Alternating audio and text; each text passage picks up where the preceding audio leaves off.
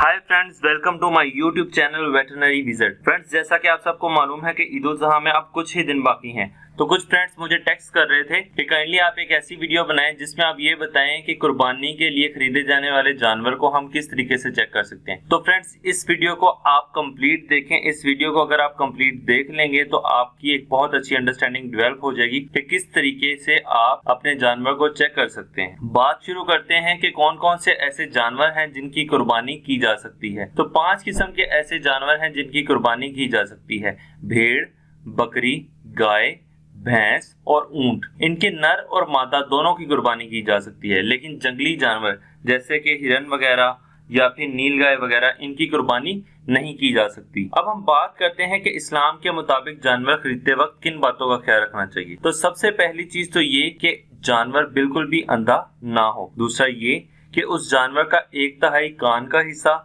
या फिर दुम का हिस्सा कटा हुआ ना हो। तीसरा ये कि उस जानवर के सींग बिल्कुल ठीक हों, यानी टूटे हुए ना हो। अगर जानवर के सींग पैदाइशी नहीं है तो उस जानवर की कुर्बानी की जा सकती है। इसके अलावा जानवर लंगड़ाता ना हो। इसके अलावा जानवर कमजोर और लागर ना हो। उसके दांत बिल्कुल ठीक हो, क्योंकि दांतों से हम उसकी उम्र का भी तयन करते हैं। इसके अलावा नर और मादा दोनों में कोई प्रेफरेंस नहीं है। आप नर की भी कुर्बानी कर सकते हैं और मादा की भी कर सकते हैं, लेकिन जो जानवर जिनके अंदर नर और मादा दोनों की खसूसियात हों उनकी कुर्बानी नहीं की जा सकती। फ्रेंड्स, अब हम बात करते हैं कि किस तरीके से आप अपने जानवर को चेक कर सकते हैं। तो सबसे पहले आपने जानवर की जिल्द को चेक करना है और जानवर की जिल्द को आपने अच्छे से चेक करना है। वो किस तरीके से आप चेक करेंगे? आप ये देखेंगे कि उसके अंदर कहीं सोजिश, कहीं से बाल झड़े हुए या कोई चोट वगैरह या कोई जिल्द पर कीड़े वगैरह तो नहीं है। अगर इनमें से कोई भी हालत पाई जा रही है तो इसका मतलब वो जानवर बीमार हो सकता है। इसके अलावा जिल्द को चेक करने के बाद या स्किन को चेक करने के बाद आपने जानवर को चलाकर देखना है कि कहीं से जानवर लंगड़ाता तो नहीं है। आप जानवर को भगाकर भी देख सकते हैं। तीसरी चीज जो कि आपने जानवर में देखनी है वो ये है कि वो जानवर चुस्त और तवाना हो और इसके अलावा अच्छे से खाता पीता हो और पेशाब और गोबर भी अच्छे से करता हो। अब ये बात बहुत ज्यादा इम्पोर्टेंट है। क्यों? क्योंकि वो लोग जो जानवर बेच रहे होते हैं वो जानवरों को ज्यादातर मोटा करने के लिए दाने खिलाते हैं, जिसकी वजह से जानवरों में पेशाब आना बंद हो जाता है। इसके अलावा चूंकि जानवरों का दूर दूर से मंडियों में लाया जाता है तो उसकी वजह से जानवरों पर दबाव आता है, जिसकी वजह से उनको मोक या डायरिया वगैरह भी लग सकता है और उसकी भी शिकायत हो सकती है। और कई दफा तो जानवरों में एक बीमारी होती है जिसको हम लैक्टिक एसिडोसिस कहते हैं। अगर आप उसके बारे में जानना चाहते हैं तो आप इससे पहले वाली वीडियो को देख सकते हैं या उसका लिंक मैं डिस्क्रिप्शन में दे दूंगा, तो आप वहां से भी देख सकते हैं। तो वो भी जानवरों के अंदर डेवलप हो जाती है, उसकी वजह से भी डायरिया लग सकता है। अब आपको कैसे पता चलेगा कि जानवर को मोक या डायरिया लगा हुआ है या नहीं लगा हुआ? तो उसके लिए आपने जानवर की टेल वाला हिस्सा यानी दुम वाला जो हिस्सा है उसको देखना है। अगर आप उस हिस्से को देखेंगे तो वहां पर जो जिल्द होगी या दुम वाला जो हिस्सा होगा वहां पर आपको गोबर वगैरह लगा हुआ और खुश्क हुआ नजर आएगा। तो इससे आपको पता चल जाएगा कि इस जानवर को पहले मोक या डायरिया लगा हुआ था या अभी भी लगा हुआ है। इसके अलावा आपने जानवर के पेशाब का रंग भी देखना है अगर मुमकिन हो सके तो। अगर जानवर के पेशाब के साथ खून आता है तो ये भी जाहिर करता है कि जानवर बीमार है। फिर आपने जानवर के सींगों को चेक करना है। जानवर का सींग बिल्कुल भी टूटा हुआ नहीं होना चाहिए और ये आपने अच्छे से चेक करना है।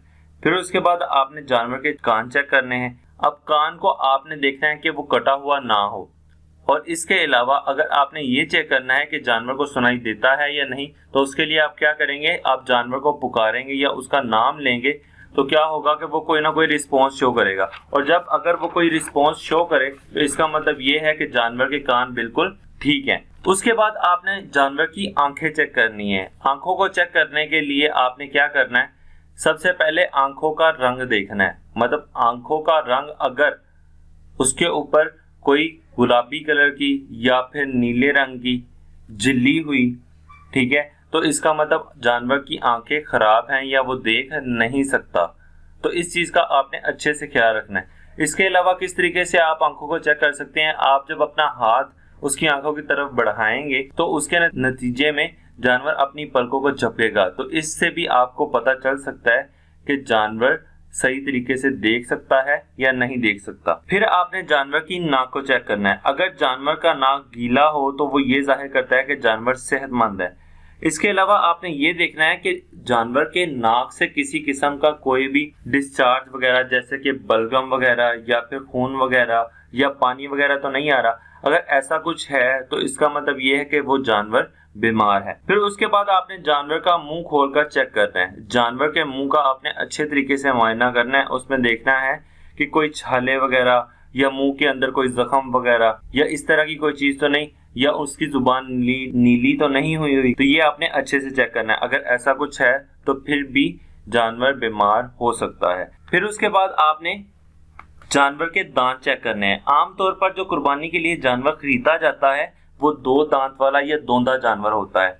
अब शहरी जो लोग हैं उनको तो शायद ना पता हो, लेकिन देहाती लोग जो हैं वो अच्छे से जानते हैं कि 2 दांत वाला जानवर किसे कहते हैं। शहरी लोग ये सोचते हैं कि वो जानवर जिसके 2 दांत उगे हों उसे हम 2 दांत वाला जानवर या दोंदा जानवर कहते हैं, लेकिन असल में दोंदा जानवर किसे कहते हैं? जिस तरह इंसान के बच्चों के पहले दूध के दांत होते हैं और उसके बाद 7 या 8 साल की उम्र के बाद वो दांत टूट जाते हैं और उसके नतीजे में नए दांत उगते हैं, जिसको हम परमानेंट टीथ या पक्के दांत आप कह सकते हैं, वो उगते हैं। उसी तरीके से जानवरों के अंदर जब कोई भी बछड़ा या बछड़ी या कोई भी जानवर पैदा होता है तो उसके अंदर पहले से ही दूध के दांत होते हैं, और जैसे जैसे उसकी उम्र बढ़ती है, उम्र बढ़ने के साथ उसके दांत टूटना शुरू हो जाते हैं।